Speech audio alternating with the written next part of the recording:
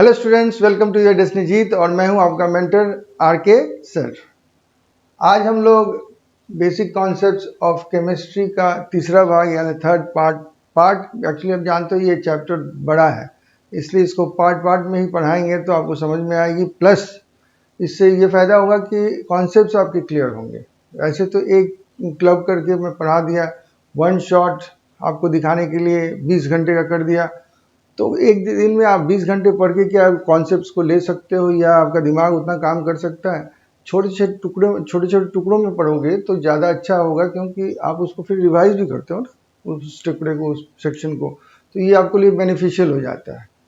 तो चलते हैं आगे। पहले थोड़ा सा एक आप लोगों से रिक्वेस्ट है कि आप लोग इस इंफॉर्मेशन को देखें, फिर हम क्लास शुरू करते हैं।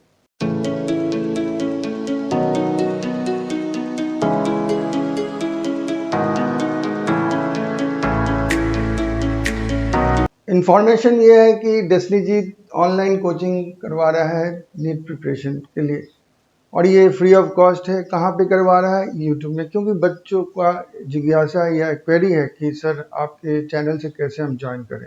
ज्वाइन करने के लिए कुछ नहीं करना है, आपको इस चैनल को, डेस्टिनी जीत को सब्सक्राइब करना है और इसके नोटिफिकेशन बेल आइकन को प्रेस कर देना, ताकि नोटिफिकेशन आपको टाइम पर मिल जाए।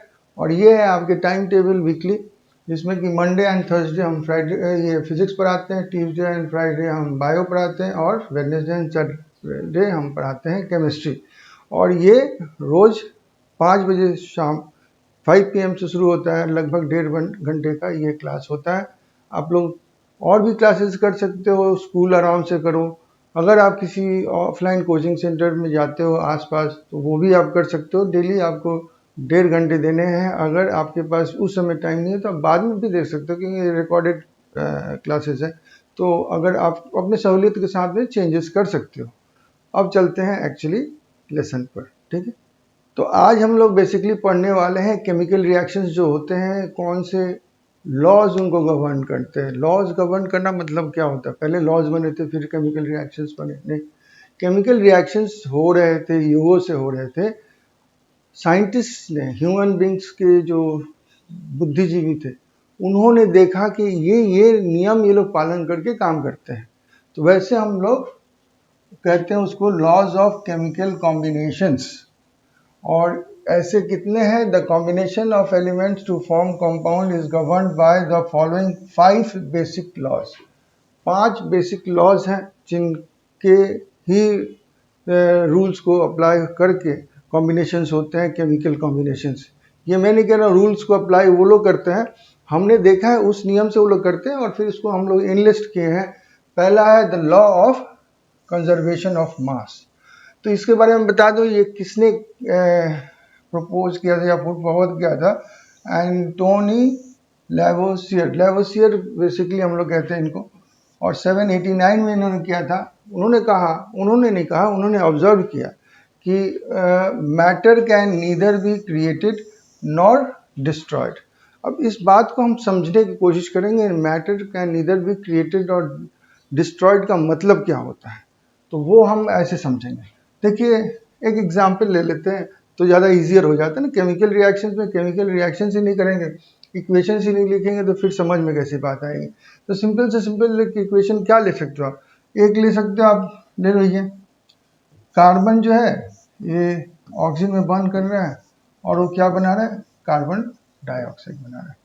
कार्बन, कोई भी कार्बन ऑब्जेक्ट ले लेते हो और उसको आप जलाते हो ऑक्सीजन में, फ्यूल ऑक्सीजन है, और फिर आपका क्या बनता है? कार्बन डाइऑक्साइड गैस रिलीज होता है, हीट भी रिलीज होता है। हम हीट की बात नहीं कर रहे, हम लोग इसकी बात करें, इसके मास की बात करेंगे अभी केमिकल रिएक्शन।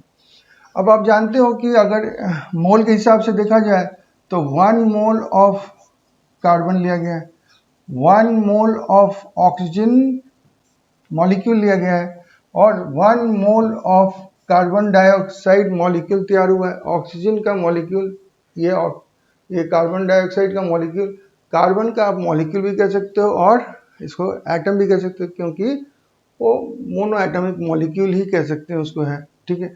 तो ये 111 लिया गया है। अब हम जानते हैं कि ये आपको पीरियोडिक टेबल हम पढ़ाएंगे, उसमें एटॉमिक वेट, एटॉमिक नंबर, ये सब पढ़ेंगे हम लोग, लेकिन अभी तो प्रिलिमिनरी राउंड है, तो इसको जस्ट मैं डेटा दूंगा आपको, आप याद करोगे धीरे धीरे, ठीक है। तो इसको हम देखते हैं, ये 1 मोल है, ये मोल्स में लिया हूँ मैं, ये सारे के सारे क्या है, मोल है, ये भी मोल है और ये भी मोल है। तो हम लोग अभी देखेंगे, लॉज में देखेंगे कि 1 मोल में ऑफ कार्बन में 12 ग्राम्स होता है, 12 ग्राम उसका मास जो होगा 12 ग्राम होगा। उसी तरह से 1 मोल ऑफ ऑक्सीजन का कितना होगा, तो एक एटम का तो 16 होता है, 2 एटम यहाँ पे है तो ये 32 ग्राम्स होगा। और यहाँ पे हम देखते हैं कार्बन डाइऑक्साइड में, तो यहाँ पे ब्रेकअप करते हैं तो इस हिस्से में कार्बन है तो 12 ग्राम्स मिलेगा, और यहाँ पे ऑक्सीजन है तो आपको 16 इंटू 2 ग्राम्स मिलेंगे। अब इस साइड का दोनों तरफ का left hand side and right hand side, इसको हम लोग लेफ्ट हैंड साइड कह देते हैं ऑफ द इक्वेशन, और इसको कह देते हैं राइट हैंड साइड। तो क्या देखते हैं कि यहाँ पर ये दोनों ऐड करें हम 12 और 32, तो कितना आएगा, तो 44 ग्राम्स आएगा। इनको ऐड करें 12 प्लस 32, ये भी 44 आया। बस यही है आपका matter can neither be created not destroyed. ये 2 मैटर थे। मैटर में कोई भी चीज दुनिया में जो एक स्पेस ऑक्युपाई करता है, उसके पास मास है, तो उसको मैटर कहते हैं। तो ऑक्सीजन क्या है, गैस है, लेकिन वो तभी भी एक स्पेस ऑक्युपाई करता है, उसका मास तो है ही, हम मास दिखाए। और कार्बन तो सॉलिड में फॉर्म में पाया जाता है, तो उसका भी मास है, तो स्पेस भी ऑक्युपाई करता है। दोनों मैटर हैं, दोनों मैटर अपने में रिएक्ट किए, एक और नया मैटर तैयार किए, उसका नाम है क्या, कार्बन डाइऑक्साइड।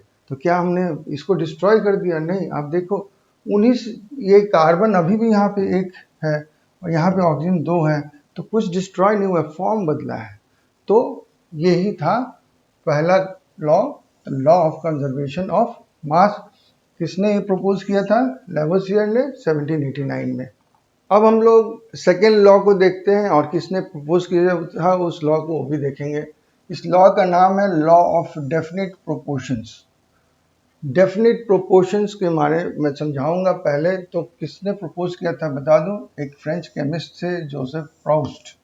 उन्होंने ये प्रपोज किया था इस लॉ को। उन्होंने कहा मतलब वो ऑब्जर्व करके स्टेटमेंट दिया कि a given compound always contains exactly the same proportion of elements by weight। बोले एक कोई भी कंपाउंड ले लीजिए, उन्होंने प्रोस्ट एक एग्जाम्पल भी लिया था, किसका, क्यूप्रिक कार्बोनेट का। अब क्यूप्रिक का मतलब क्या होता है, देखिए कभी कभी क्या होता है, वेरिएबल वैलेंसीज होते हैं किसी एलिमेंट के, तो जो उसके लोअर वैलेंसी होते हैं उसको अस कहते हैं, OUS, और हायर वैलेंसी वाले को कहते हैं हम लोग उस एलिमेंट के इक। तो जो कॉपर के 2 वैलेंसी वाले होते हैं, कॉपर 2 वैलेंसी का होता है, मैंने कॉपर ऐसे भी हो सकता है, कॉपर ऐसे भी हो सकता है, ये आपका 1 एक्चुअली है। तो इसको हम क्यूप्रस कहेंगे, क्यूप्रस, और इसको कहेंगे क्यूप्रिक। तो क्यूप्रिक जब कहेंगे तो कॉपर का वैलेंसी हम लेंगे 2, तो यहाँ पे क्यूप्रिक कार्बोनेट लिया गया है। तो क्यूप्रिक कार्बोनेट कैसे लेंगे, कॉपर का 2+ हो गया, और कार्बोनेट लेंगे तो CO3 2-। तो यहाँ पर हम जानते हैं कैसे बनता है ना फॉर्मूला, ऐसे कर देते हैं। तो ये माइनस लिखने की प्लस माइनस की जरूरत नहीं है, वैलेंसीज केवल लगेंगे। तो यहाँ पे CO के नीचे 2 आ जाएगा, और CO3 के नीचे ब्रैकेट कर देते हैं और 2 आ जाएगा ऐसे, और ये दोनों कट के सिंपलेस्ट फॉर्म में हो जाएंगे CO1 एंड CO3। ये है क्यूप्रिक कार्बोनेट। पहले मैं आपको पहचान करवा दिया क्यूप्रिक कार्बोनेट होता क्या है। अब देखिए उन्होंने क्या कहा, उन्होंने कहा कि ये कंपाउंड जो है क्यूप्रिक कार्बोनेट, अब किसी तरह से बनाइए, नेचुरल फॉर्म से आप लोगे तो उसमें देखिए मैंने यहाँ पे एटॉमिक वेट्स लिख दिए हैं, क्योंकि आप अभी इससे अवगत नहीं हो। तो चार्ट देखने से अच्छा है कि मैं यहीं पे आपको दिखा दूंगा, आप किताब खोलोगे वहाँ पे देखोगे कहाँ पे पीरियोडिक टेबल है, उसके बाद करोगे, न करके मैं यहाँ पे आपको डायरेक्टली दिखा देता हूँ। तो देखिए ये जो है कॉपर का 63.5 है। अब इसको यहाँ पे हम रखते हैं, समझे ना। तो ये देखिए कॉपर में यहाँ पर 63.5 होगा, प्लस कार्बन का आपका 12 होगा, और ऑक्सीजन का 16 करके होता है, तो 3 एटम्स है तो इतना होगा। इसको अगर हम ऐड करते हो ना, तो ऐड करके देखो कितना होगा, 63.5 प्लस 12.0 में लिख देता हूँ, ऐड करने में सुविधा होगा, 48.0 हो जाए। तो ये आपका बन जाएगा 500, तो 5 आ गया यहाँ पे डेसिमल, और ये 3 2 5 5 एंड 8 13 1 7 8 एंड 8 12 123 ग्राम्स का ये क्या है, क्यूप्रिक कार्बोनेट है। उसमें कितने का कॉपर है, कॉपर को ही ले लेना, कोई भी ले सकते हैं आप। यहाँ पे कहा गया कि गिवन कंपाउंड में जो एलिमेंट्स होंगे बाय वेट, किसी भी एलिमेंट का ले लीजिए आप, 2 एलिमेंट का भी चेक कर सकते हो, एक ही से काम चला सकते हो, उससे कोई फर्क नहीं पड़ता। मैं एक बार कॉपर का लेके आपको दिखाता हूँ। तो कॉपर आपके देखिए कितना है, 63.5 है और 123.5 है, तो 63 का डबल कितना होता है, तो वो आपका 126 होता। तो 126 नीचे होता तो ये सीधा कितना हो जाता, 5 टाइम्स हो जाता, सॉरी 0.5 टाइम्स हो जाता है। लेकिन यहाँ पे आपको डिवाइड करके देखना पड़ेगा। तो 1 2 3.5 63.5। तो इसको करते हैं क्या है, डेसिमल को पहले हटाते हैं ना, याद है ऐसे करते हैं, ऐसे कर दिया।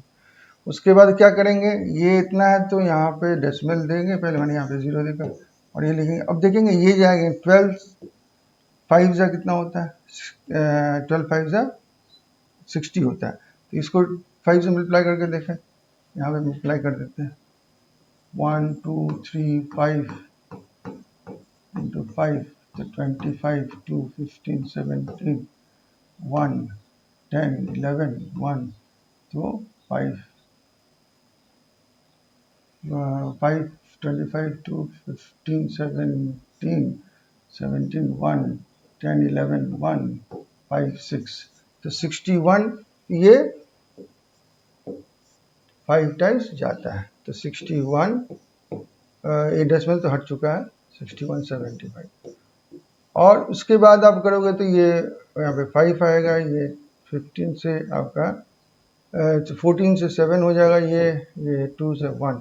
तो ये जो डेसिमल नहीं है, सॉरी डेसिमल नहीं है, तो ये फिर बढ़ाइएगा आप, तो ये कितना बढ़ जाएगा, तो ये ऑलमोस्ट पकड़ लीजिए 1 टाइम जाएगा। तो थोड़ा सा हाफ से थोड़ा ज़्यादा है ना ऊपर, क्योंकि ये छोटा था।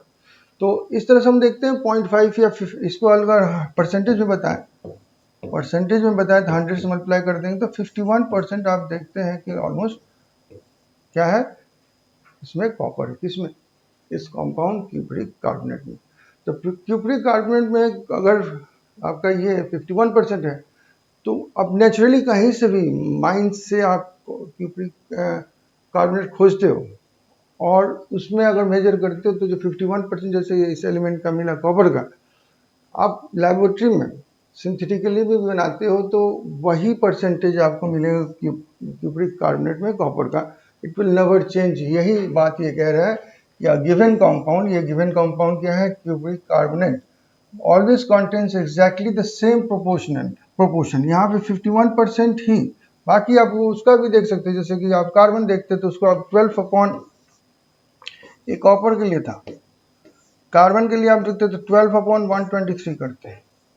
तो यहाँ पे अगर वैसे 1/10 होता है, 1/10 थोड़ा कम है, तो उस तरह से सबका नहीं कर रहा हूँ, इसको भी मल्टीप्लाई करके जो एग्जैक्ट वैल्यू आएगा वही आपका हमेशा आएगा। ऑक्सीजन के बारे में भी अगर कहें तो ऑक्सीजन कितना है आपका 48 है, तो 48 अपॉन 123.5 लिख देता हूँ, ठीक है, वो तो मैं समझा रहा हूँ, इंटू 100। और ये जो आंसर मैंने x एंड y आया, तो ये हमेशा x ही रहेगा, ये हमेशा y ही रहेगा, ये हमेशा 51 ही रहेगा, सब मिला के 100% हो जाएंगे।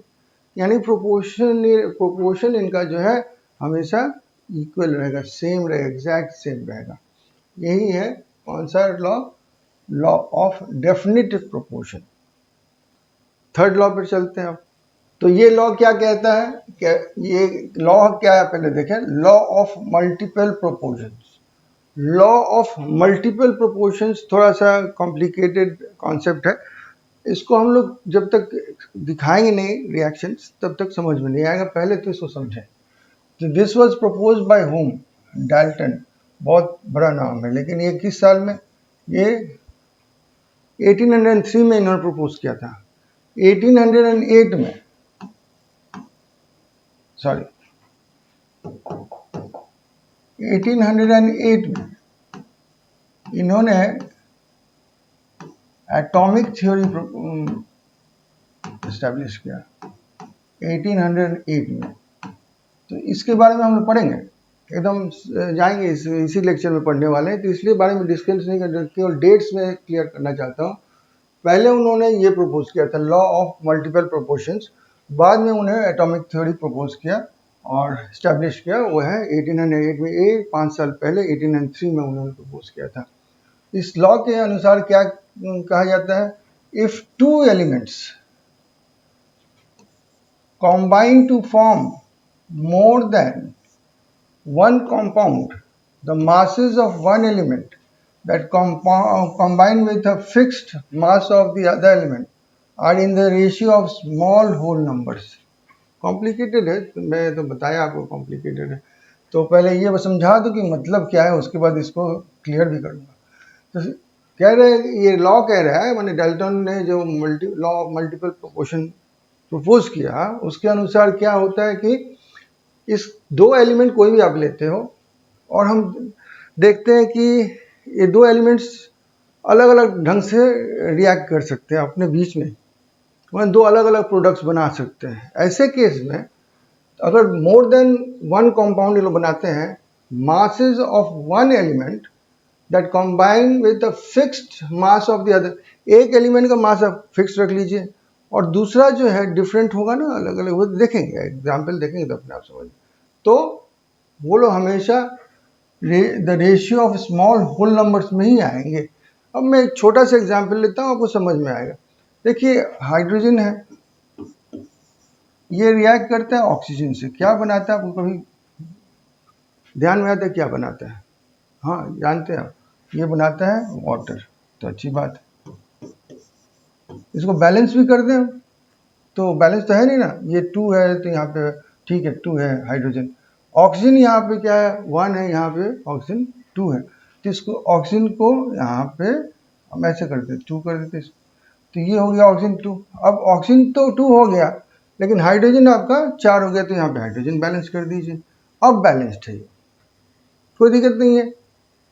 तो क्या एकमात्र यही कंपाउंड है जो कि ऑक्सीजन एंड हाइड्रोजन मिलकर बनाते हैं? नहीं, एक और कंपाउंड है।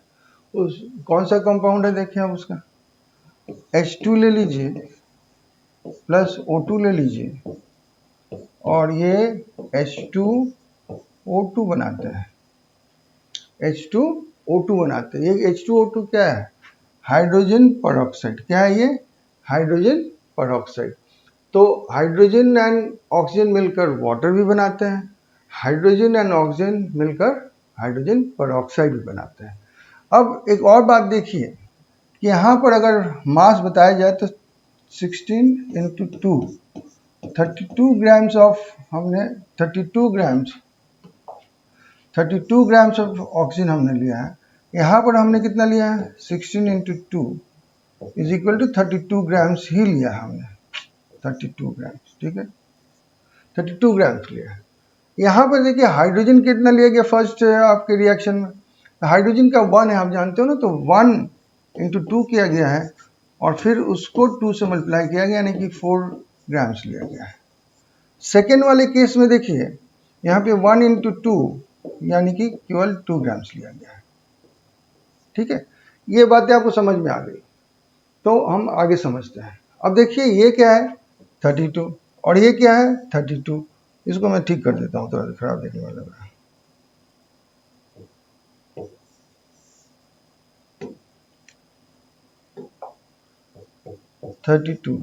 ठीक है, तो हम क्या देखते हैं कि फर्स्ट रिएक्शन में भी जो कंपाउंड बन रहा है वाटर, उसमें भी ऑक्सीजन 32 ग्राम्स लगा है। सेकेंड रिएक्शन जिसमें बन रहा है कंपाउंड क्या, हाइड्रोजन परऑक्साइड, उसमें भी आपका 32 ग्राम्स ही लगा है। तो यहाँ पर फिक्स्ड है, लेकिन ये वेरिएबल है। अब हम इन दोनों रेशियो को देखेंगे, ये फिक्स रेशियो के साथ में क्या बनाते हैं, पहले वाले में 4 ग्राम बना था, दूसरे वाले में 2 ग्राम्स बना था। अगर इनका रेशियो देखा जाए तो ग्राम ग्राम घटेगा, 2 2 जा 2 1 जा, ये हो गया क्या, ratio of small whole numbers है, रेशियो बना। तो यही है सिंपल कॉन्सेप्ट, कुछ नहीं है। बहुत लोग दूसरे रंग से दे देते हैं इसको, बुक्स में ऐसे भी लिखा रहता है कि आप अगर इसको ले लेते हो कांस्टेंट तो उसको हाफ करके देख लीजिए, ऐसे करके देख लीजिए। तो ऐसे करते तो आप इसको वेरिएबल कर दीजिए या इसको वेरिएबल कर दीजिए, आपको कंपेयर करना, कंपेयर करके देखना है कि ये होल नंबर रेशियो आ रहा है कि नहीं, वो भी small whole number simple ratio आ रहा है कि नहीं। यही था लॉ ऑफ मल्टीपल प्रोपोर्शन जो प्रपोज किया गया था डाल्टन के द्वारा 1803 में। अब हम लोग फोर्थ लॉ पढ़ने वाले हैं, जिसको कि हम लोग कहते हैं Gay-Lussac's law of gaseous volumes. Gay-Lussac's law of gaseous volume. इसमें ईयर जानने की जरूरत नहीं है, लेकिन देखिए डाल्टन के एटॉमिक थ्योरी के ईयर का ही है, तो इसलिए आप दिमाग में रख सकते हो। लैवोसियर वाला थोड़ा सा अलग था, वो 1789 था। कौन सा, फर्स्ट वाला लॉ की बात कर रहा हूँ मैं। उन्होंने ऑब्जर्व किया, कौन, गे-लुसैक ने, कि व्हेन गैसेस कॉम्बाइन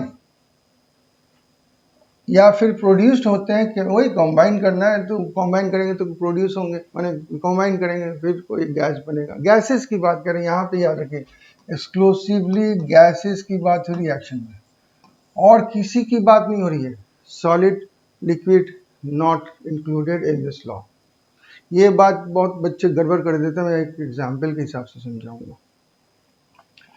तो गैसेस कॉम्बाइन आर और प्रोड्यूस्ड हो सकता है in a chemical reaction, they do so in a simple ratio by volume. तो ये हमेशा सिंपल रेशियो यूज करते हैं वॉल्यूम का। देखिए इससे आप ये मत समझ लीजिए कि आप मल्टीपल, अभी देखे थे ना डाल्टन का लॉ, वो नहीं है ये, ना ही कंजर्वेशन ऑफ मास की है। कंजर्वेशन ऑफ मास नहीं होता है, सॉरी होता है, कंजर्वेशन ऑफ मास होता है, कंजर्वेशन ऑफ एनर्जी होता है, कंजर्वेशन ऑफ वॉल्यूम नहीं होता है। यहाँ पे आप उसको कॉन्सेप्ट को फर्स्ट लॉ से मत कन्फ्यूज कर लीजिएगा, लेवोसियर के लॉ से। यहाँ पे पहला नंबर तो गैसियस ही, गैसेस की बात हो रही है। सेकेंड, ये वॉल्यूम कंजर्व नहीं होता है, ऐसा कुछ नहीं है रूल, ठीक है। तो ये दो बातें लेकर हम इस लॉ को समझेंगे। यहाँ पे एक और बात दिया है कि ये कंडीशन आपको अप्लाई करना है। आप एक ही कंडीशन, माने आपको कांस्टेंट कंडीशन लेना है। कांस्टेंट कंडीशन का मतलब हो गया, अब जो एक्सपेरिमेंट कर रहे हो तो पहले जो गैसेस थे, अब जो गैस बना उसका वॉल्यूम जब कंपेयर कर रहे हैं, तो जब रिएक्शन करवा रहे थे गैसेस को या गैसेस को लाए थे, तो जो टेम्परेचर एंड प्रेशर आपने रखा था वही टेम्परेचर एंड प्रेशर आप अभी भी रखोगे, यानी कि चेंज नहीं करोगे टेम्परेचर एंड प्रेशर, तभी जाकर ये लॉ एप्लीकेबल होगा। यहाँ पे एक छोटा सा सिंपल एग्जाम्पल के हिसाब से देखते हैं कि कहा जा रहा है कि hydrogen combines with oxygen to give water. तब देखिए यहीं पे मैं ये बात समझाऊंगा, ये जो गैसियस की बात, अभी तो ये रिएक्शन किया हमने डाल्टन के मल्टीपल प्रोपोर्शन वाले में, लेकिन यहाँ पे फिर से मैं लिख रहा हूँ क्योंकि ये बहुत ज़रूरी है समझना। ये रिएक्शन ज़्यादा आपको चीज़ों को समझा देगा। तो पहले नंबर तो हम इसको बैलेंस कर देते हैं। अभी थोड़ी देर पहले हमने बैलेंस किया था, ऑक्सीजन यहाँ पे 2 है तो यहाँ पे 1 दिख रहा है, तो हमने इसको 2 कर दिया था। इसको 2 किया तो ऑक्सीजन हाइड्रोजन 4 हो गया, तो यहाँ पे फिर हम 2 कर दिए। तो ये तो रिएक्शन हम समझ गए थे। और फिर हमने मास के हिसाब से देखा, मोलर मास, एक्चुअली वो बोलना मैं भूल गया, वो मोलर मासेस थे।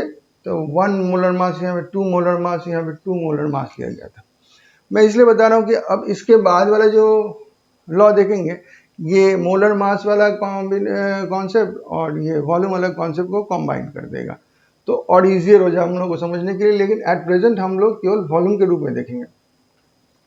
कुछ देर के लिए मान लेते हैं मोलर मास नहीं, ये नंबर्स जो दिए हैं ये वॉल्यूम ही दिए हुए हैं। क्या दिया हुआ है? वॉल्यूम दिया हुआ है। तो इससे हम क्या कह सकते हैं, यहाँ पे 2 वॉल्यूम्स, ठीक है, प्लस यहाँ पे कितना, 1 वॉल्यूम ऑफ ऑक्सीजन, ये ऑफ हाइड्रोजन है,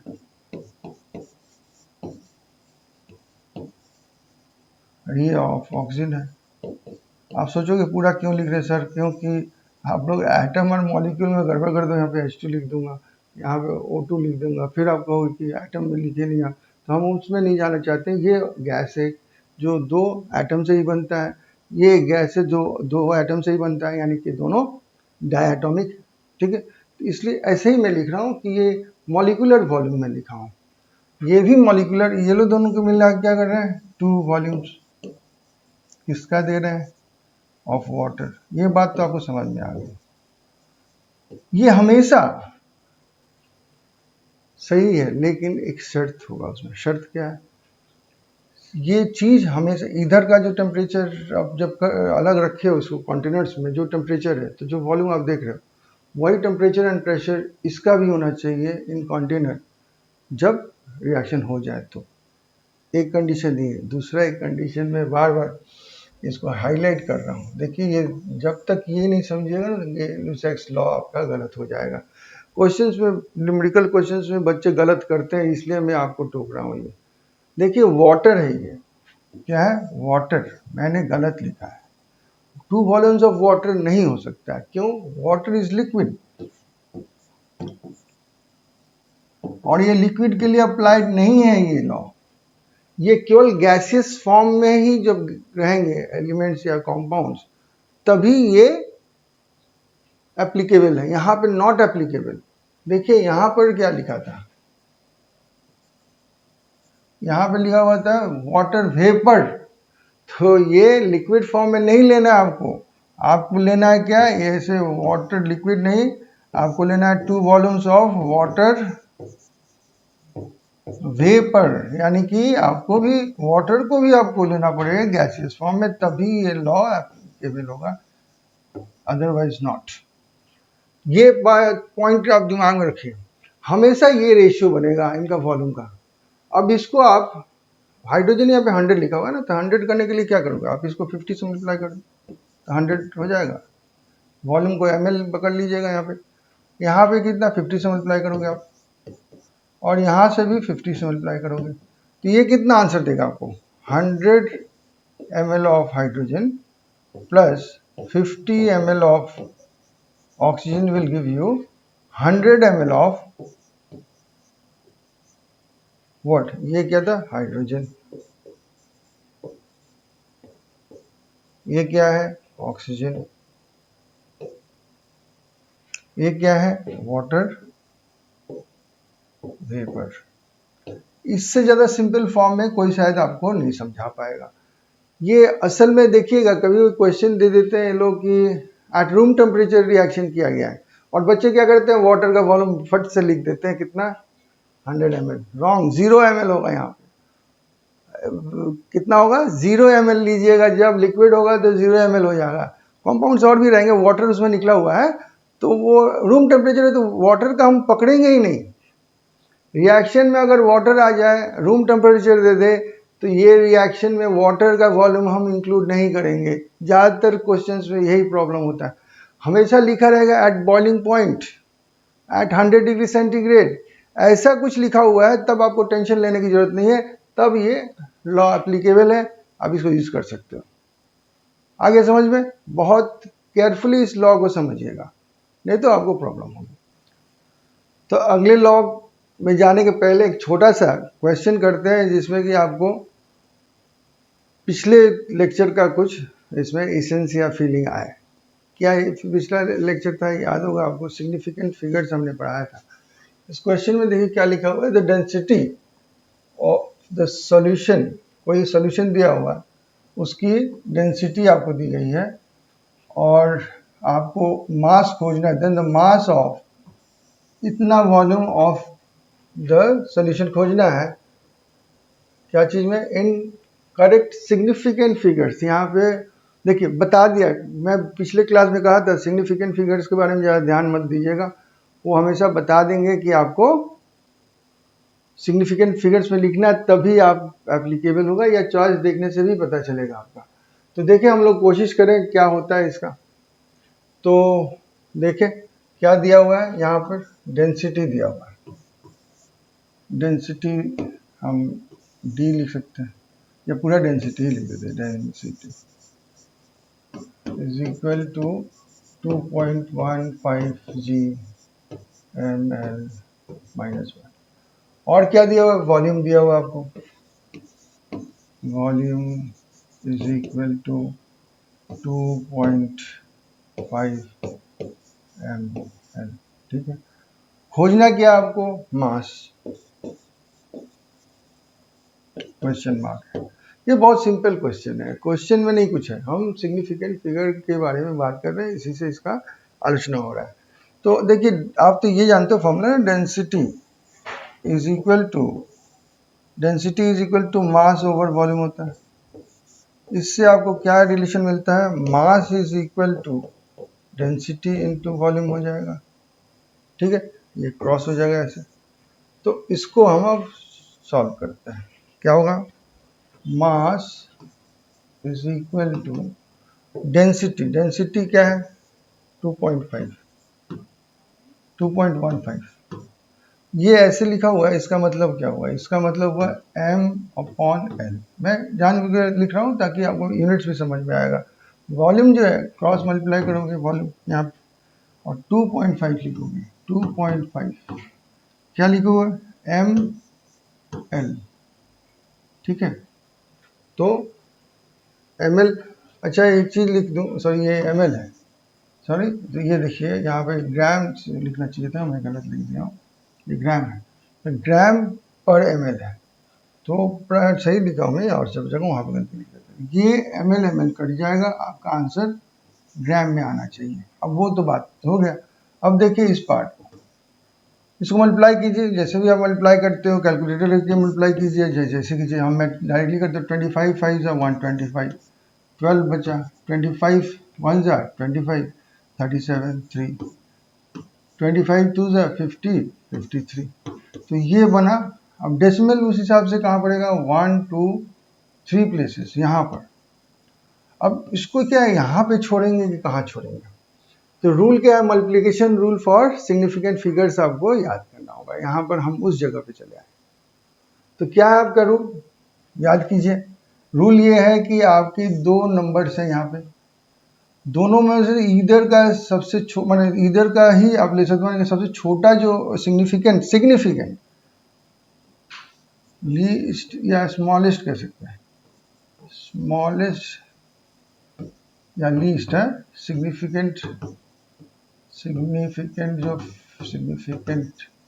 फिगर जिसका बनेगा उसी को हम करेंगे, इसमें लेंगे कंडीशन में। यहाँ पे सिग्निफिकेंट फिगर्स कितने हैं, 3 सिग्निफिकेंट फिगर्स है। यहाँ पे सिग्निफिकेंट फिगर्स कितने हैं, 2 सिग्निफिकेंट फिगर्स है। तो यहाँ पे कितना होना चाहिए, 2 सिग्निफिकेंट फिगर्स होने चाहिए। तो 2 सिग्निफिकेंट फिगर्स आप कैसे करोगे, आप ऐसे लिख दोगे और आंसर हो जाएगा। और जिसने लिखा वैसे चॉइस में भी नहीं है सर, नहीं, तो आप नहीं लिख सकते वैसे, पहला नंबर तो वो गलत हो गया। कितने बच्चे सोचे नहीं सर ये वाला कर लीजिए तो ज़्यादा अच्छा है, तो ये वाला हो गया, नहीं यही होगा। लेकिन कैसे होगा, आपको राउंडिंग करने का, राउंड ऑफ करने का भी तो बताया था मैं कंडीशन की, उसमें आपको राउंड ऑफ करना होता है। 3 के बाद में आपका 7 है, यानी कि 5 या मोर देन 5 है, तो यहाँ पर ये इंक्रीज करेगा, यहाँ +1 आएगा। तो आंसर एक्चुअली आपका 5.4 जी, और ये है करेक्ट आंसर सी। इस तरह से हम कैलकुलेट करते हैं, बहुत ध्यान से। बच्चे बहुत जल्दीबाजी में करते हैं और इसको इस तरह से कर देते हैं तो गलत हो जाता है, या कुछ बच्चे तो वही लिख देते हैं, वो भी गलत हो जाता है। सारा देखिए, मैं बताया था ना, एग्जाम्पल दिया था, सारे आंसर सही रख रहे हैं यहाँ पर, लेकिन मैं कहा था ना कि बेस्ट और पॉसिबल आंसर होना चाहिए आपका, केवल आंसर सही नहीं होना चाहिए, ये भी आंसर सही है, ये भी आंसर सही है। अगर ऐसे किया जाए, ये थोड़ा गलत है, ये गलत है, बाकी 3 तो सही है आपके, 3 सही है, 3 में से कौन सा लेंगे ये बड़ी बात हो जाती है। तीनों तो सही आप कर नहीं सकते हो, आपका जो मशीन है वो कैंसिल कर देगा आपके क्वेश्चन को। ये बड़ी बातें हैं जो कि आपको ध्यान रखना। अब हम चले आते हैं 5th लॉ पर। 5th लॉ क्या कहता है, 5th लॉ कह रहा है कि, पहले किसने प्रपोज किया बता दूं आपको, एवोगाड्रो ने प्रपोज किया।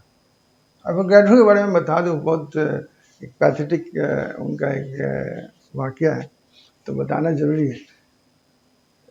एक्चुअली हम लोग को पढ़ना चाहिए, चूंकि लॉज है, पांचों लॉज एक साथ क्लब करके पढ़ते हैं, इसलिए इनको पहले पढ़ रहे हैं, लेकिन डाल्टन को पहले पढ़ना चाहिए, फिर एवोगैड्रो को पढ़ना चाहिए। घटना ये हुई कि डाल्टन ने जब अपना एटॉमिक थ्योरी दिया, तो उसमें मैं डिटेल्स नहीं करूँगा क्योंकि डाल्टन ने एटॉमिक थ्योरी करना है मुझे। तो जब उन्होंने ये एटॉमिक थ्योरी दिया तो लोग उनको बहुत बड़ा विद्वान मान लिए, ऐसा मैंने अजूबा मान लिया कि इंसान ये सारा चीज़ कॉन्सेप्ट को कैसे उजागर किया, तो उनको एक तरह से गुरु मानने लगे लोग। और उन्होंने जो गलतियां की, जैसे उन्होंने मॉलिक्यूल्स का कॉन्सेप्ट नहीं बताया या नहीं जानते थे, वो नहीं मानते थे कि मॉलिक्यूल्स होते हैं, ठीक है ना, तो वो उनके दिमाग में ही नहीं घुसता था, या घुसा नहीं था, या वो समझा नहीं पाए थे लोगों को। अब एवोगैड्रो ने जब एक्सपेरिमेंट्स करके चेक करना शुरू किया तो उनको थोड़ी सी गड़बड़ लग रहे थे एक्सपेरिमेंट्स, क्योंकि वो मॉलिक्यूल्स के रूप में नहीं ले रहे थे। फिर उन्होंने मॉलिक्यूल्स के रूप में एलिमेंट्स को लेना शुरू किया, तब देखा उनका आंसर सही आने लगा। ये बात उन्होंने अपने जर्नल में लिखी। अब चूंकि डाल्टन इतने प्रसिद्ध हो गए थे कि उनके विरुद्ध कोई नहीं जा सकता है, इसलिए क्या हुआ कि मानते हुए भी कि एवोगैड्रो सही है, उनको मान्यता नहीं दी गई। और ये जो आप लॉ पढ़ रहे हैं ना, एवोगैड्रोस लॉ, ये लॉ तो बहुत बाद में नाम दिया गया लॉ। पहले इसको एवोगैड्रोस हाइपोथेसिस कहते थे।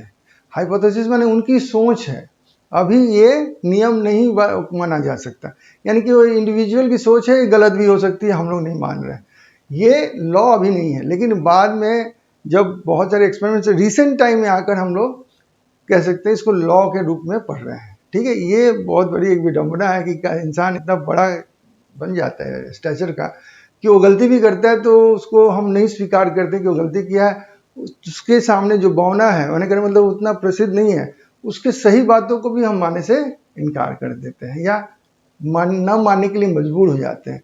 ये एवोगैड्रो के साथ में हुआ था। तो Avogadro proposed that equal volumes of all gases. अब देखिए ये भी वॉल्यूम की बात कर रहे हैं, ये लुसेक ने भी वॉल्यूम का बात किया था। अब अंतर क्या है कि ये कॉम्बाइन कर रहे हैं इसको किसी और चीज से। यहाँ पर भी सेम टेम्परेचर सेम प्रेशर लिया गया है, तो कंडीशंस नहीं चेंज होंगे प्रेशर एंड टेम्परेचर के। तो उनके पास में क्या हुआ, should contain equal number of molecules. उन्होंने कहा कि आप कोई भी गैस ले लीजिए, ये भी गैसेस की बात कर रहे हैं, सुनिए, ये भी गैसेस की ही बात कर रहे हैं। लुसेक भी गैसेस की बात किए थे, इन्होंने इंक्लूड कर दिया इक्वल नंबर ऑफ मॉलिक्यूल्स। माने अब हम लोग धीरे धीरे मोल कॉन्सेप्ट्स में जा रहे हैं, ठीक है। मैं पहले तो इसको समझा दूंगा, उसके बाद ही कुछ कहूँगा। अभी मोल कॉन्सेप्ट आज नहीं करने वाले हैं क्योंकि बड़ा कॉन्सेप्ट है, उसमें क्वेश्चंस बहुत हैं, न्यूमेरिकल्स हमको करना है, तो ये पार्ट ऑफ द वीडियो नहीं हो सकता वो, इसलिए उसको हम इंक्लूड नहीं करेंगे आज। तो Avogadro made a distinction between atoms and molecules, जो मैं कह रहा था, जो डाल्टन नहीं कर पाए, उन्होंने किया कि एटम्स भी होते हैं, मॉलिक्यूल्स रूप में भी होते हैं एलिमेंट्स। ऑक्सीजन का O भी होता है, ऑक्सीजन का O2 भी होता है, हाइड्रोजन का H भी होता है, H2 भी होता है, जो डाल्टन मानने से नकार रहे थे। तो atoms and molecules which is quite understandable, आज तो अंडरस्टैंड कर लेते, quite understandable in the present times. अभी आज के डेट में हम इसको मानने लगे, तब इसको लॉ बोल रहे हैं। हाउएवर डाल्टन एंड अदर्स, उस समय के जो लोग विद्वान लोग थे, believed at that time that atoms of the same kind cannot combine and molecules of oxygen and hydrogen containing two atoms did not exist। वो मानते ही नहीं थे कि एलिमेंट्स जो है मॉलिक्यूल्स के फॉर्म में हो सकता है। वो जैसे हम कहते हैं ना कि ऑक्सीजन कैसे आया, O2 कैसे आया होगा, O2 बना होगा ऐसे, एक एटम दो एटम।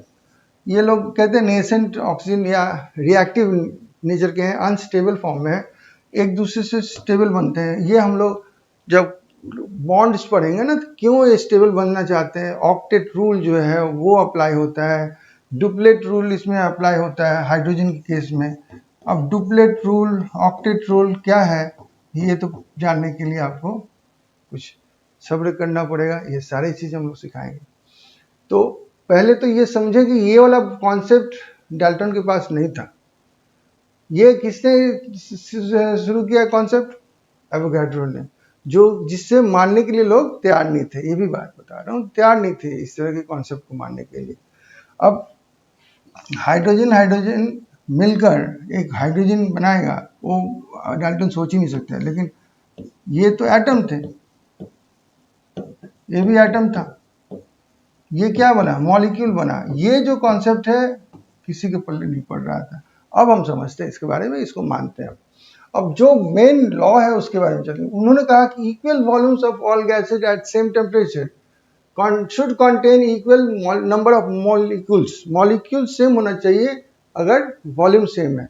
तो अगर देखा गया है मैंने एक्सपेरिमेंटल डेटा है कि एसटीपी लेते हैं, स्टैंडर्ड टेम्परेचर प्रेशर लेते हैं। एसटीपी मैंने नॉर्मल, देखिए एसटीपी एंड कभी कभी हम एनटीपी लिखते हैं और बहुत लोग इसमें कंफ्यूज रहते हैं। मैं कहूँगा आप कंफ्यूज मत होइएगा। एनटीपी एसटीपी आप ज़्यादा इसको कॉम्प्लिकेटेड फॉर्म में क्वेश्चंस नहीं आते हैं, फिर भी मैं समझा दे रहा हूँ। बहुत लोग कहते हैं एनटीपी जो है, यहाँ पे टेम्परेचर जो होगा 0 डिग्री सेंटीग्रेड यानी 273 केल्विन होगा और प्रेशर जो होगा 1 एटमॉस्फेयर होगा, ठीक है। और एसटीपी में कहते हैं कि यहाँ पर टेम्परेचर जो होगा वो 25 डिग्री सेंटीग्रेड होगा, यानी रूम टेम्परेचर जिसको कहते हैं। तो ये डिपेंड करता है, प्रेशर तो वही नॉर्मल होता है। क्या कहने का मतलब यहाँ पे तर्क दिया जाता है कि आप एक्सपेरिमेंट्स करने जाओगे नॉर्मल, तो आप जिस टेम्परेचर में हो उसी में करोगे ना। और प्लस जो प्रेशर है वो तो एटमॉस्फेरिक प्रेशर तो एक ही रहेगा, एटमॉस्फेयर तो ठीक है। आप 0 डिग्री पर कैसे करते हो? लेकिन ये आर्गूमेंट आपको नहीं देखना, हम लोग जनरली इसको पकड़ते हैं, एनटीपी को ही पकड़ते हैं। जब हम लोग कुछ रूम टेम्परेचर वाला केस आएंगे, हम बताएंगे बाद में, तब ये वाला केस हम पकड़ते हैं, नहीं तो अन्यथा यही वाला हम पकड़ के चलते हैं जब कहा जाता है आपका सेम टेम्परेचर या standard temperature and pressure. Standard में भी हम यही पकड़ लेते हैं। कभी कभी तो ये 27 कहने मतलब कि थोड़ा सा और चेंज कर दिया जाता है, नहीं समझे। मैं कुछ नहीं करना चाह रहा हूँ, मैं एक सिंपल आपको कॉन्सेप्ट देना चाहता हूँ, आप इसमें मत जाइए, आप इसी को रखिएगा। अगर आपको रूम टेम्परेचर दिएगा तो इसको कर लीजिएगा, आपकी मर्जी, ठीक है ना, यही लेकर चलिएगा आप। अब क्या कह रहे हैं देखें, क्लियर मैं समझा रहा हूं। देखिए उन्होंने कहा कि एक मोल किसी भी गैस का ले लीजिए आप, किसी भी ऑफ अ गैस, किसी भी गैस का है एक मोल। मैं मोल अब पहले मॉलिक्यूल्स में ही समझाऊंगा। ऑफ अ गैस एक मोल होगा तो हमेशा अगर एनटीपी या एसटीपी, जो एनटीपी पकड़ रहा हूं मैं, एनटीपी पर उसका हमेशा जो स्पेस ऑक्युपाई करेगा इतना होगा, 22.4 लीटर्स। उसको आप मिलीलीटर में भी लिख सकते हो, 1000 से मल्टीप्लाई करोगे तो ये हो जाएगा मिलीलीटर। तो या तो इतना लिखिए, यही लिखा रहेगा आपका, स्टैंडर्ड है ये। 1 मोल ऑफ अ गैस हमेशा ये बनाता है। 1 मोल ऑफ अ गैस, यहाँ 2 गैसेज हैं आप देखिए, एक ऑक्सीजन है, यहाँ पे आपके हाइड्रोजन है। तो हाइड्रोजन का 1 मोल, ऑक्सीजन का 1 मोल कितना होगा? तो इस 1 मोल में वजन में बता दूं तो ये होगा 16 इंटू 2 यानी कि 32 ग्राम्स होगा 1 मोल किसका? ऑक्सीजन का। अगर मैं हाइड्रोजन का देखता हूं तो 1 मोल इज इक्वल टू, यहाँ पे 1 into 2 is equal to 2 grams. अब 2 ग्राम्स एंड 32 ग्राम्स, हाँ यहाँ पे 32 ग्राम ऑफ ऑक्सीजन लेते हो आप, ये ऑक्यूपाई करेगा 22.4 लीटर्स ऑफ स्पेस। आप 2 ग्राम्स ऑफ हाइड्रोजन भी लेते हो तो भी वो ऑक्यूपाई करेगा 22.4 लीटर स्पेस। यानी कि किस हिसाब से फिक्स हो गया? मोल के हिसाब से। अब मोल के हिसाब से यहाँ पे नहीं लिखा हुआ, यहाँ पे इक्वल नंबर ऑफ मॉलिक्यूल्स लिखा हुआ। तो आपको जानना पड़ेगा एक मोल, 1 mole of any element, gas, कुछ भी है, यहाँ पे गैस लिखता हूँ, कंटेन्स ऑलवेज, मैंने ये एकदम याद कर लेना, 66.023 लिखते हैं, 2 भी लिखते हैं, कभी एनसीईआरटी 2 लिख देता है, 3 भी लिखा मिला है, आपको जो मर्जी लिख दीजिए, मैं 3 लिखता हूँ अभी, सॉरी, इंटू 10⁻23 मॉलिक्यूल्स ही मिलेंगे आपको, मॉलिक्यूल्स ही मिलेंगे, इससे न ज़्यादा न कम।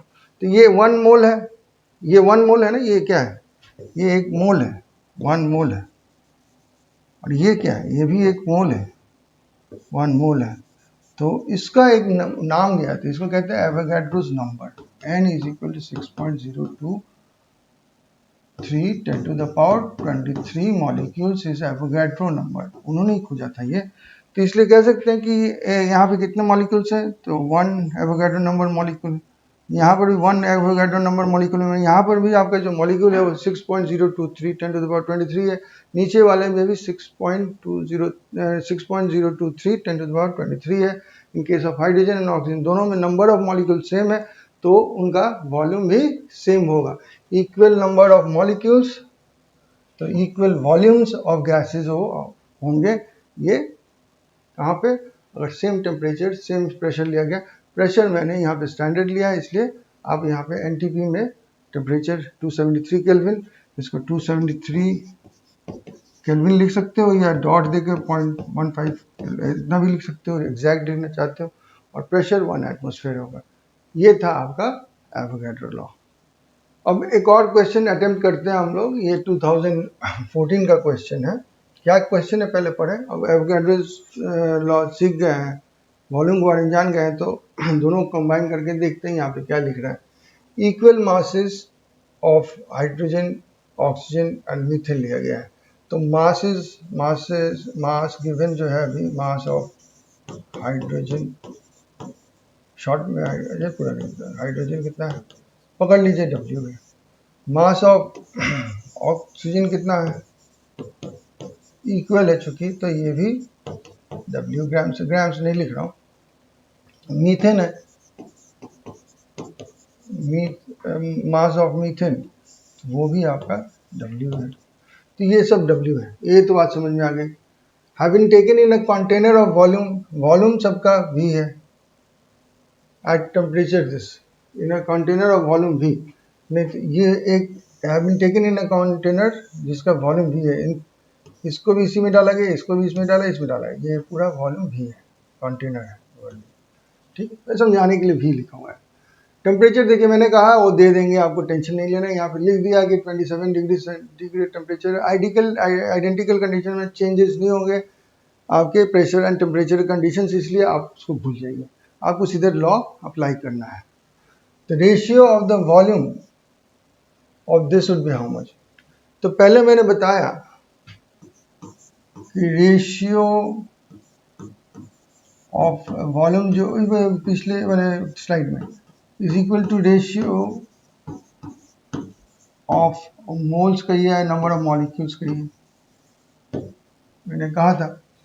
तो अगर रेशियो ऑफ मोल्स निकाल दें तो रेशियो वॉल्यूम भी निकल जाएगा। रेशियो ऑफ मोल्स निकालने का तरीका क्या है, ये भी तो जानना पड़ेगा। तो जो भी आपका गिवन वेट है, ये आपका गिवन वेट है, उसको आपको गिवन मास को आपको डिवाइड करना होगा। गिवन मास जो आपको दिया जाएगा एक्सपेरिमेंट में, गिवन मास हर चीज़ का इंडिविजुअल का, उसके मॉलिक्यूलर मास से आप डिवाइड कर दोगे, मॉलिक्यूलर मास से आप डिवाइड करोगे। ये भी ग्राम में है, ये भी ग्राम में है, नो टेंशन, ये कैंसिल हो जाएंगे, अब ग्राम्स लिखने की जरूरत नहीं है। तो ये बात आपको जानना पड़ेगा कैसे निकालेंगे, क्या निकालेंगे, ये मोल्स निकालेंगे, उसको n पकड़ लेते हैं। अब पकड़ लीजिए कि n ऑफ आपका हाइड्रोजन क्या होगा, तो गिवन मास ऑफ हाइड्रोजन कितना है, W, और मोलर मास ऑफ हाइड्रोजन कितना होगा, तो उसको हम कैपिटल M पकड़ देते हैं, हाइड्रोजन इज इक्वल टू 1 होता है हाइड्रोजन का, 2 उसमें एटम है, तो यानी कि 2 ग्राम्स। तो यहाँ पे लिखिए, पहले तो लिख देता हूँ MH और फिर लिखता हूँ W/2। उसी तरह से MO आप लोगे तो यहाँ पे हो जाए 16 × 2, क्योंकि O2 होता है ना, तो O2 O के लिए 16 और ये इज इक्वल टू कितना हो जाएगा 32। तो वो लिख दीजिए यहाँ पे आप, NO लिख देते हैं, W/MO is equal to W/32। Next हो गया आपका, इसका हम बताएंगे यहाँ पे CH4 का, तो वो कैसे लिखेंगे? तो आप ऐसे भी लिख सकते हैं, मीथेन भी लिख सकते थे, मैं पूरा लिख। अब देखिए CH4 क्या होता है, पहले यहाँ पे बता देता हूँ। CH4 ये कार्बन का 12 होगा प्लस हाइड्रोजन का 4, यानी कि टोटल कितना हो गया 12 प्लस 4, तो 16 ग्राम्स हो गया मोलर इसका मास। तो उस तरह से मैं डायरेक्टली कह सकता हूँ कि ये 16 लिख सकते हैं आप। तो NCH4 is equal to W/MCH4 is equal to W/16 है। अब मोलर वॉल्यूम अगर क्या पूछा है, रेशियो ऑफ द वॉल्यूम, तो volume of hydrogen is to volume of oxygen is to volume of methane will be equal to moles of, same बात आ जाएगा, of hydrogen is to moles of oxygen is to moles of CH4। इससे हमको क्या मिलेगा, यहाँ पे आप लिखोगे W/2 is to W/32 is to W/16। अब ये क्या हो जाएगा, थोड़ा सा मैं बता दूं, फ्रैक्शन में अगर रेशियोज है तो उसको क्या करते हैं, एलसीएम लेते हैं, एलसीएम लेकर उस एलसीएम से पूरे को मल्टीप्लाई कर दीजिए, तो क्या हो जाएगा, ये पहले से इसको काट दूं, ये 1 1 1 हो गया, तो 1 इंटू 32/2 हो जाएगा, एलसीएम 32 में लिया हूँ, इस टू 1 इंटू 32/2 हो जाएगा, सॉरी 32 हो जाएगा, इस टू 1 इंटू 32/16 हो जाएगा। यहाँ पे कट के आ जाएगा 16, यहाँ पर कट के हो जाएगा 1 और यहाँ पे कट के हो जाएगा 2। ये जो आंसर जिसका बन जाए वो हो जाएगा आपका सही, और ये आपका है आंसर। तो इस तरह से हमने खोजा एक और क्वेश्चन का आंसर। देखिए थोड़ा सा कॉन्सेप्ट क्लियर हो गया, कितनी इजीली ये 2014 का क्वेश्चन है, आपके एग्जाम पेपर का एग्जाम्पल जस्ट नहीं है, इस तरह से आप सॉल्व कर सकते हैं। हमने पांचों लॉज ऑफ केमिकल कॉम्बिनेशन पढ़ लिया। मैंने कहा था कि उसके साथ साथ मैं डाल्टन एटॉमिक थ्योरी पढ़ाऊंगा, और ये भी बताया था कब किस साल में इन्होंने प्रपोज किया था, 1808 में। तो ये उन्होंने new system of chemical philosophy था उनका, उन्होंने प्रपोज किया था। क्या प्रपोज किया था वो मैं समझाऊंगा। क्या उन्होंने कहा था, उन्होंने कहा था कि matter consist of indivisible atoms. उन्होंने कहा था कि एटम्स जो है मैटर का सबसे छोटा पार्ट है, उसको डिवाइड नहीं, उनके हर लॉ है ये, उनका सोच नहीं, हम लोग मान लिए थे बात सही है, लेकिन बाद में पता चला कि नहीं, ठीक है प्रिलिमिनरी राउंड में ठीक था, लेकिन फाइनली हम लोग देखे बहुत सारी गलतियां नहीं, उतना उस समय आविष्कार नहीं, डिस्कवरी नहीं हुई थी, तो इसी को मानना जायज़ था। तो मैंने कलर थोड़ा चेंज कर दिया, एक ही कलर है ना। तो matter consist of indivisible atoms, तो उन्होंने कहा एक नंबर ये, सॉरी चेंज नहीं हुआ, इंडिविजिबल एटम्स, ठीक है। अच्छा उसको मैं थोड़ा डिस्कस करूंगा। All atoms of a given element have identical property. आप किसी भी एलिमेंट को ले लीजिए, पहले ऑक्सीजन ले लिया आपने, उसके ओ यहाँ से ओ उठाइए, आप जाके बाहर से ओ लेके आइए, या और भी कहीं चले, किसी सिटी में चले जाइए, वहाँ से ओ लेके आइए। मैंने ऑक्सीजन सिलेंडर लाना है, आप किस जगह से लाएंगे आपको कोई पता नहीं है, किस दुकान से लाएंगे, सबका जो एक प्रॉपर्टी आइडेंटिकल होगा। ऑक्सीजन सिलेंडर किस लिए लाते हैं, कोरोना में तो आप देखे त्राही मची हुई थी, ऑक्सीजन ब्लैक में सिलेंडर्स बेचे जा रहे थे, उसका मेन प्रॉपर्टी क्या है, हमको रेस्पिरेशन में हेल्प करता है। तो ये आइडेंटिकल, ये प्रॉपर्टी हर जगह का ऑक्सीजन का होगा, वो केवल कि इस दुकान से आप ऑक्सीजन ले रहे हो तो उससे रेस्पिरेशन होगा, बाकी वाला से नहीं होगा, ऐसा नहीं था। तो यहाँ केवल आइडेंटिकल प्रॉपर्टी में एक जस्ट बताने के लिए समझा है, वैसे बहुत सारी चीज़ें उसकी मास तक भी सब जगह चेंज नहीं होंगे।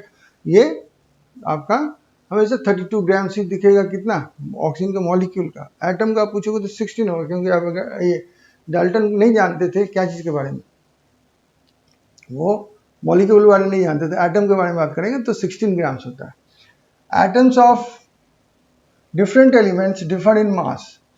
तो बोल रहे कि लेकिन दूसरा एक, जैसे ये एटम है और ये एटम है, ये है ऑक्सीजन का, ये हाइड्रोजन का, इसका मास एटम का कितना होगा 16 उस ग्राम, उसका कितना होगा हाइड्रोजन का 1।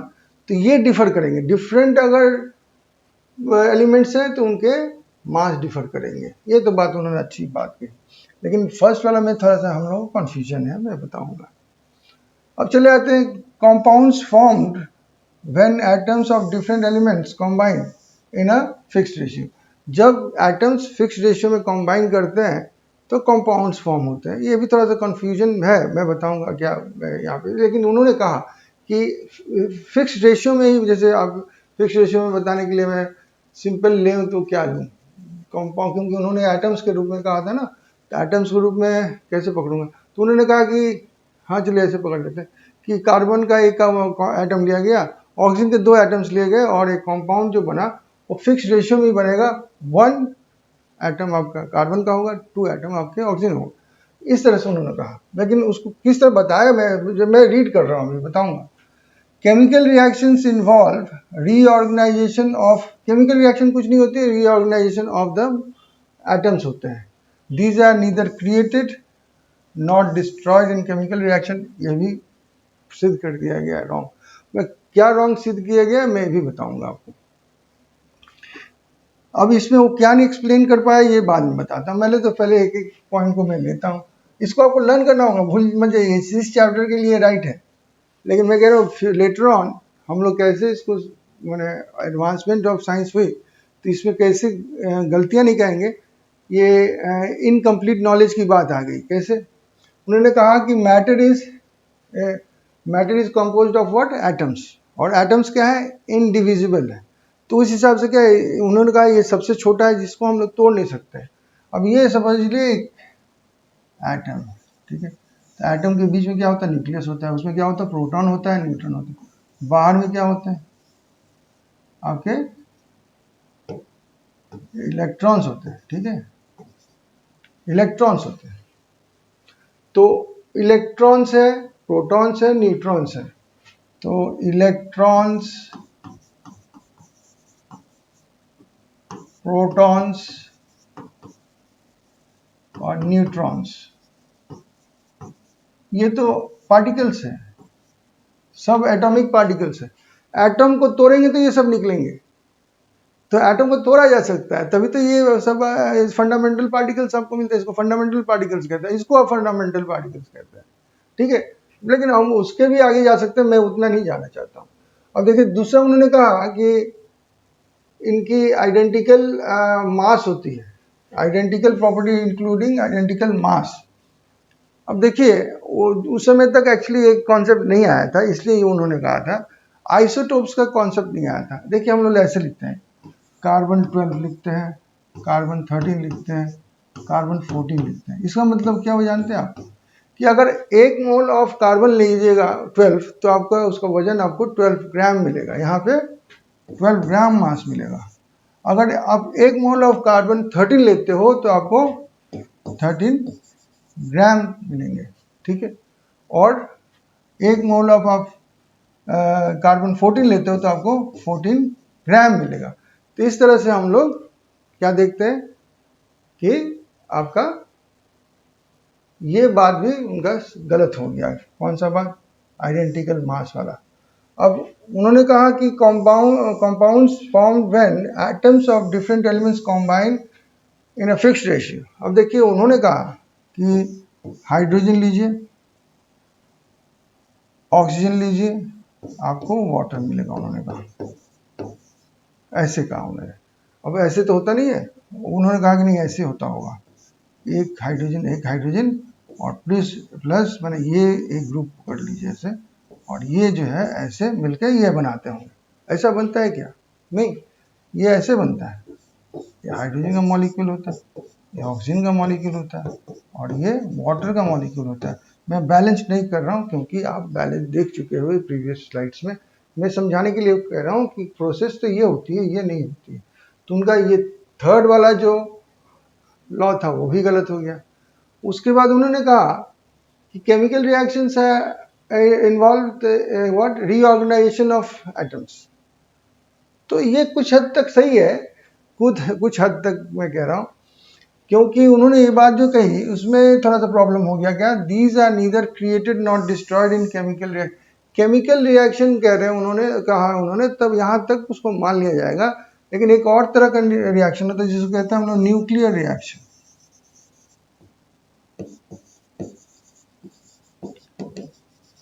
वहाँ पे लेकिन एनर्जी के रूप में कन्वर्ट हो जाता है मास। मैं उसको डिटेल नहीं कर रहा हूँ। न्यूक्लियर रिएक्शंस में ये नहीं होता है, लेकिन उन्होंने एक बात कही है केमिकल रिएक्शन, तो यहाँ पर इसको एक्सेप्टेबल माना जा सकता है। लेकिन अगर कंसिडर किया जाए न्यूक्लियर रिएक्शन तो उनका वो बात नहीं बैठता है। सही क्लियर हो रहा है आपको कि नहीं बात? आगे देखते हैं क्या लिखा हुआ है। इट कुड नॉट एक्सप्लेन, अब चलते हैं डिस्क्लेमर जो है। It could not explain the laws of gaseous volume, it could not provide the reason for combining atoms. तो उन्होंने गैसियस वॉल्यूम का लॉ कौन बताया? गे लुसेक ने बताया। अब एवोगैड्रो ने उसको फिर और पॉलिश फॉर्म में बताया। तो चूंकि वो नहीं बता पाए तो वो reason for combining of atoms, ये जो कंबाइन करते हैं एटम्स, इसके बारे में उनके पास नहीं था कोई व्याख्या और वो नहीं बता पाए। ये था आपका डाल्टन का एटॉमिक थ्योरी, जिसको हम लोग पढ़े। अब चलते हैं हम लोग कुछ छोटे छोटे टॉपिक्स को डिस्कस करेंगे ताकि अगले लेक्चर्स में इसका इस्तेमाल कर सकें। आज इनका डिटेलिंग नहीं करेंगे। देखते हैं क्या पहला टॉपिक है। पहला टॉपिक है एटॉमिक मास। तो एटॉमिक मास डिस्कस करने पहले मैं कुछ डेटा देना चाहता हूँ आपको। एक दूंगा AMU, इसको कहते हैं एटॉमिक मास यूनिट। ठीक है, देखा गया कि अब पहले तो ज़माने में इतने सोफिस्टिकेटेड डिवाइसेस हमारे पास होते नहीं थे कि बहुत से माइन्यूट और लार्ज से लार्ज वैल्यूज़ को मेजर कर सके। आज हमारे पास स्पेक्ट्रोमीटर है, इस तरह सब कुछ है, तो हम कर सकते हैं मेजर। तो हम लोग देखे हैं कि एटॉमिक मास यूनिट का वैल्यू जो आया है वो कैलकुलेटेड फॉर्म में आया है। ये कैलकुलेटेड हमको नहीं करना है, एक्सपेरिमेंट नहीं करना, सॉरी इतना kg आया है। तो ये हो गया ऐसा यूनिट में। अगर इसी को आप ग्राम्स में लिखते हो तो ये हो जाएगा 10⁻⁻24 ग्राम्स। मैं एक और बात बताऊंगा कि 1 एटम ये भी मेजर किया गया। 1 एटम ऑफ हाइड्रोजन में यहाँ पे H लिख रहा हूँ कि एक एटम लिया हूँ, इसलिए 1.67 इंटू 10⁻⁻24 ग्राम्स होता है।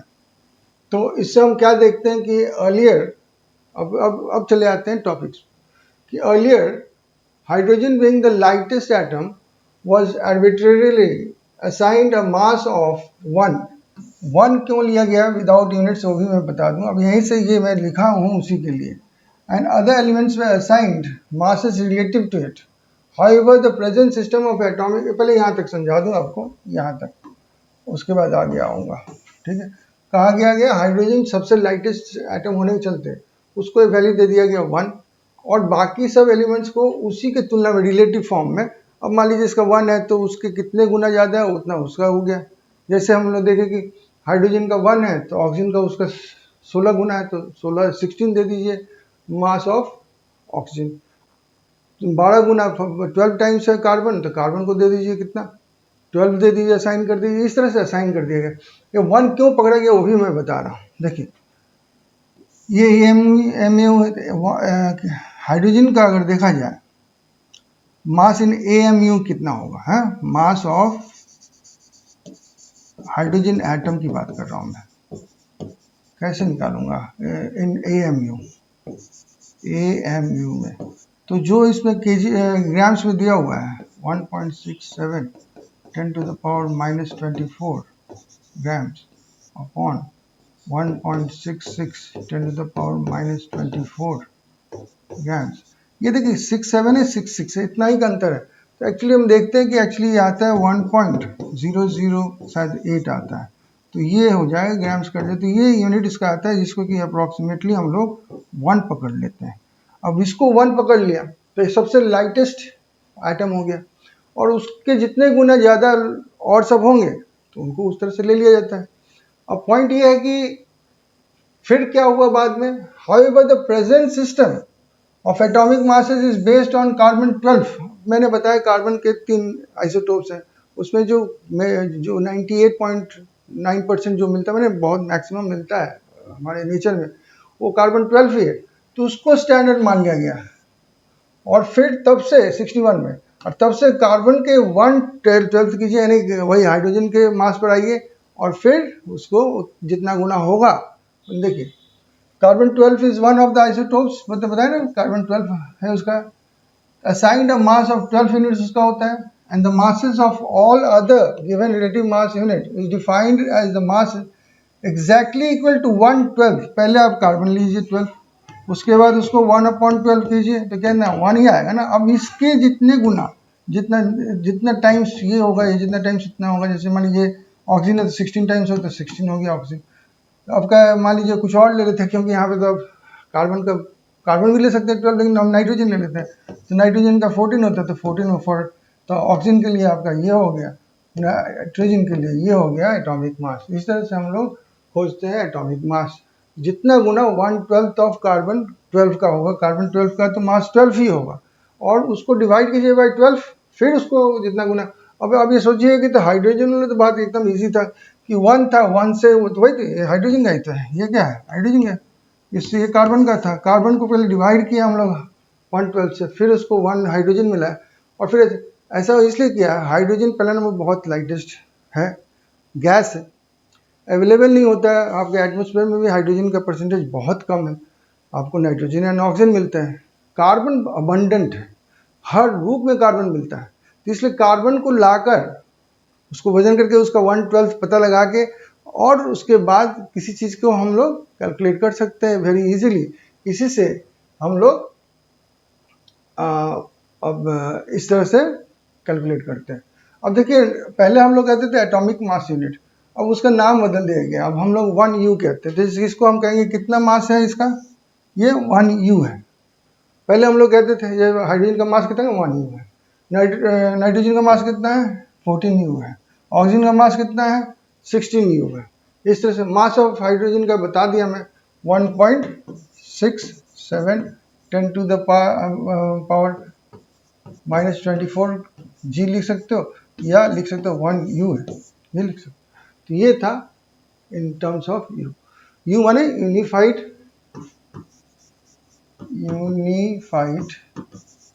मास। क्लियर हो गया, इसके बारे में तो और ज़्यादा समझना नहीं है, समझ में आ गया होगा बात। अब हम देखते हैं एटॉमिक मास, देख ले एवरेज एटॉमिक मास क्या होता है।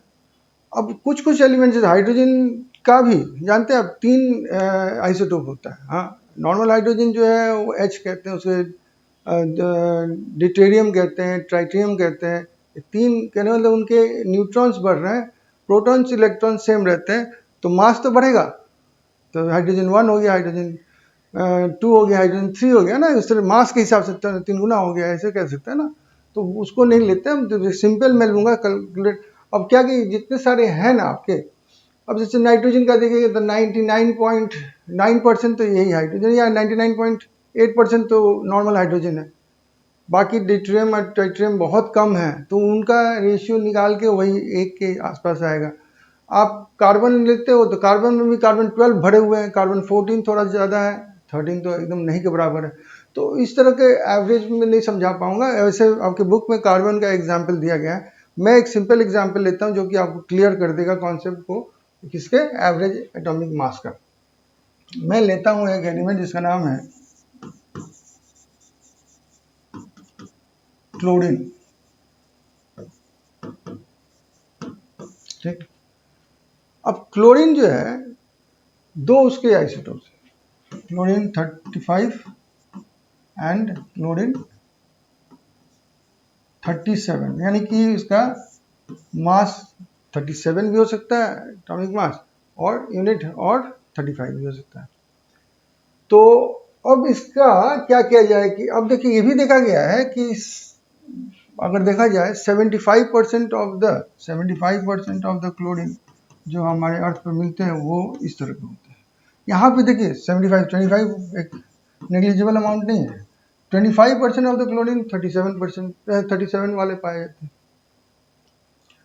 तो इसको क्या करें, कैसे पता लगाएं कि इसका क्लोरीन का मास क्या लिया जाए, क्योंकि कभी 37 भी तो है, 37 वाला कहेगा कि हम भी तो 25% है, 1/4 तो हम है, 0.00% तो नहीं है, 00 पॉइंट कुछ लिखा हुआ है, तो वो तो नहीं हूँ मैं भी तो कुछ एक वैल्यू रखता हूँ। तो उसके लिए हम लोग क्या करेंगे, एवरेज उसका निकालेंगे। कैसे निकालेंगे, देखिए 30 जो है 5 वो आपका 75 पार्ट है, प्लस 37 जो है वो आपका 25 पार्ट है। इसको टोटल 100 पार्ट से डिवाइड कर दीजिए। अब आपको एवरेज इसका एटॉमिक मास पता चलेगा। 35 का कीजिए तो 35 5 कितना हो जाएगा, जाए ऐसे कर देता हूँ, 75 इंटू 35 इज इक्वल टू 5 से करता हूँ तो 5 5 से 25 2 7 35 37 क्रॉस 15 1 21 22, तो ये हो गया 5 12 1 6 और ये था 21 22, ठीक है ना, तो 2 था 3 15 1 21 22 तो 62, तो ये हो गया आपका 2625 और ये हो गया 25 7 जाए 175 17 25 3 जाए 17 17 बोले 75 85 85 एंड 92 अपॉन 100। इसको ऐड अप कीजिए आप, तो ऐड अप कीजिएगा तो ये कितना हो जाएगा 0, ये कितना हो जाएगा 1 आ गया है तो 5 हो जाएगा, ये 5, ये 15 15 1 3, तो 100 से डिवाइड कीजिए तो ये आ गया आपका 35.50 यानी कि 35.5। तो आप देखोगे कि आपके पीरियोडिक टेबल का जो चार्ट मिलता है ना, आप गूगल में भी देख सकते हो, बुक में भी देख सकते हो, वहाँ पे जो एटॉमिक मास ऑफ दिया हुआ है क्लोरीन, वो कितना दिया हुआ है 35.5 दिया हुआ है। और वो आया कैसे, ना 35 लिया गया ना 37 लिया गया, 35.5 क्यों लिया गया, इसलिए कि हमने उसका एवरेज कर निकाला और इसी तरह से हम लोग उसको कैलकुलेट करते हैं। तो ये था एक कॉन्सेप्ट जो कि आपको याद कर लेना है। अब हम देखते हैं मॉलिक्यूलर मास। मॉलिक्यूलर मास कुछ नहीं है, जो भी कंपाउंड है, जैसे कार्बन डाइऑक्साइड है, तो कार्बन डाइऑक्साइड में क्या है आपका कार्बन एंड ऑक्सीजन है, तो अलग अलग आइटम्स कितने हैं, तो ये ऑक्सीजन के 2 हैं, तो ऐसे लिख सकते हैं। तो इसका लिखिए 12, इसका लिखिए 16, इसका लिखिए 16 और ऐड अप कीजिए तो कितना होगा 16 16 32 एंड 12 44, तो 44 जो है इसका मॉलिक्यूलर मास हुआ किसका। अगर आपको बोला जाए कि ग्लूकोज का मास खोजिए तो पहले वो फॉर्मूला जाना C6H12O6। अब उस तरह से कार्बन का आप 12 इंटू 6 कर दीजिए, प्लस हाइड्रोजन का 1 इंटू 12 कर दीजिए और प्लस ऑक्सीजन का 16 इंटू 6 कर दीजिए, तो ये अल्टीमेटली कितना हो जाएगा 72 प्लस 12 प्लस 96, इसको ऐड अप कीजिए 2 10 0 और 1 आ गया यहाँ पे, तो कितना हो गया 8 9 9 18 180, तो जी में ग्राम्स में लिखिए, तो मोलर मास लिखिएगा तो जी लिखिएगा, नहीं तो मॉलिक्यूलर मास में कुछ लिखने की जरूरत नहीं है। आपका मोलर मॉलिक्यूलर मास का आ जाएगा तब ये ग्राम में होगा, नहीं तो 180 हो गया, ये हो गया। ऐसे खोजते हैं हम लोग मॉलिक्यूलर मास, कुछ नहीं है। अगर आपको एटॉमिक मास पता है तो उसको जब सबका ऐड कर दीजिए आपको मिल जाएगा आपको मॉलिक्यूलर मास, सिंपल है। अब चलते हैं आज का लास्ट टॉपिक जो है फॉर्मूला मास समझते हैं। फॉर्मूला मास क्या होता है उसको देखते हैं हम। फॉर्मूला मास जो है ये एक्चुअली देखिए, एक यहाँ पे आपको क्रिस्टल का ब्लॉक मिल रहा है, ये क्या है NaCl का, ये है Na का आयन पॉजिटिव और ये Cl का आयन है नेगेटिव। तो नेगेटिव माने ये क्या है, एनायन है, ये कैटायन है। कैटायन छोटे होते हैं, एनायन बड़े होते हैं, उसी से देखिए हमने क्लोरीन को बड़ा दिखाया है, कैटायन को सोडियम को छोटा दिखाया। कैटायन क्यों बड़े होते हैं, एनायन क्यों, कैटायन क्यों छोटे होते हैं, एनायन क्यों बड़े होते हैं, इसका डिस्कशन हम लेटर चैप्टर्स में करेंगे। अभी समझेंगे कि इनको क्यों अलग से पढ़ रहे हैं। ये कभी ना अलग ये Na और Cl के रूप में नहीं मिलते हैं, हमेशा ये कैसे मिलते हैं, Na plus and Cl minus में ही आपको मिलेंगे, तो अलग अलग मिलते नहीं है, तो इसलिए इसको कॉम्बाइंड फॉर्म में ही पढ़ते हैं, कॉम्बाइंड फॉर्म में, और एक इंडिविजुअल के रूप में नहीं मिलते हैं।